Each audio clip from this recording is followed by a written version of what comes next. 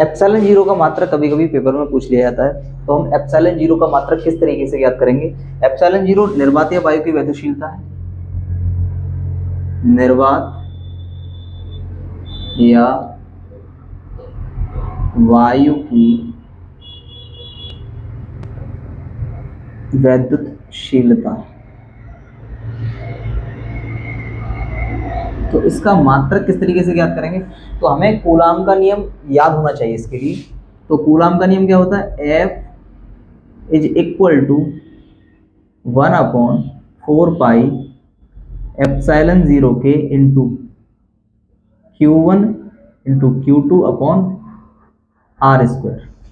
ठीक है, तो यहां से हम निकालेंगे, यहां से हमें दिख रहा है एप्सिलॉन जीरो का मात्रक निकालना, ये भाग में है, इधर जाके किस में हो जाएगा, गुणा में, और यहाँ पे जो बल होगा उसके साथ गुणा में होगा, इधर आके किस में हो जाएगा, भाग में। तो हमें यही याद रखना है केवल। ठीक है, तो यहाँ से एप्सिलॉन जीरो को पहुंचा देंगे इधर, तो एप्सिलॉन जीरो इक्वल टू हो जाएगा 1/4 पाई के into Q1 Q2 upon F into R square. ठीक है, ये हमारा नियतांक है, और नियतांक का कोई मात्रक नहीं होता। सिंपल सी बात है, संख्या होगी उसका कोई मात्रक नहीं होगा। तो एप्सिलॉन जीरो का जो मात्रक निकल के आएगा वो क्या हो जाएगा, Q1 Q2, Q1 का मात्रक कूलाम, कॉमा Q2 का मात्रक भी, वो भी आवेश है, दोनों का मात्रक कूलाम कूलाम हो जाएगा, बटे में F बल का मात्रक क्या होता है, न्यूटन,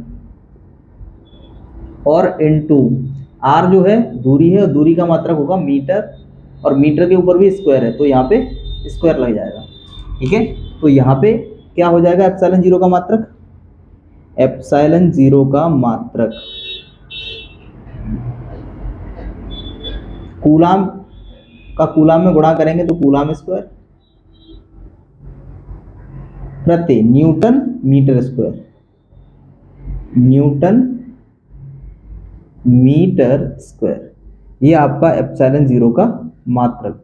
बहुत इजी तरीके से, ठीक है, बहुत सरल तरीके से, केवल हमें कूलाम का नियम याद होना चाहिए, हम पूरा मात्रक निकाल सकते हैं, और पूछा भी जाता है पेपर में, महत्वपूर्ण है इसलिए हमने कराया है। ठीक है,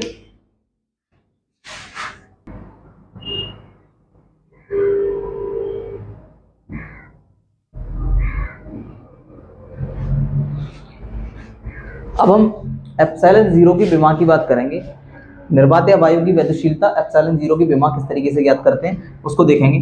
तो हमें याद होना चाहिए कूलाम का नियम, F is equal to 1/4 pi epsilon zero के इंटू Q1 गुणा Q2 अपॉन R स्क्वायर।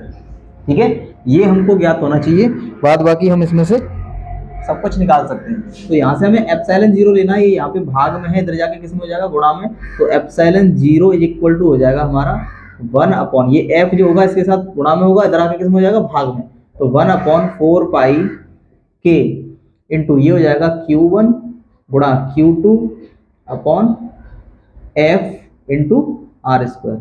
इतनी बात समझ होगी, ये हमारा नियतांक है, नियत है, ये नियत है, कांस्टेंट वैल्यू है, तो इसको हटा देंगे, बाद बाकी हम निकालेंगे।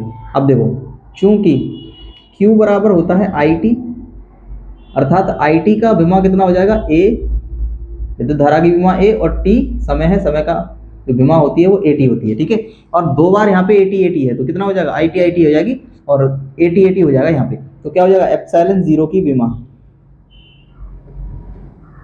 एप्सिलॉन जीरो की विमा, तो IT से क्या हो जाएगा यहाँ पे, AT गुणा इसका भी क्या हो जाएगा, AT बटे बल का, बल की विमा जो होती है MLT-2 होती है, ये हमको याद रखना है। R जो है दूरी है, और दूरी की विमा जो होती है L2 होती है, कितनी होती है, L2। बस अब यहीं से हम इसको सॉल्व कर लेंगे और विमा ज्ञात कर लेंगे। M को जब हम ऊपर ले जाएंगे, M सबसे पहले M को ही लिखते हैं, सबसे पहले M को जब हम ऊपर ले जाएंगे तो M हो जाएगा माइनस का।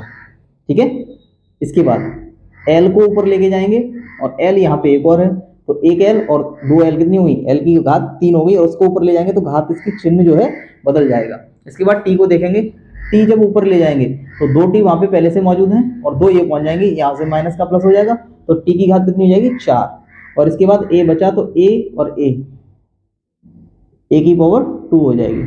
तो ये हमारी एप्सिलॉन जीरो की विमा, ठीक है, यही हमारी एप्सिलॉन जीरो की विमा है। उम्मीद है आपको समझ में आ गया होगा, ठीक है।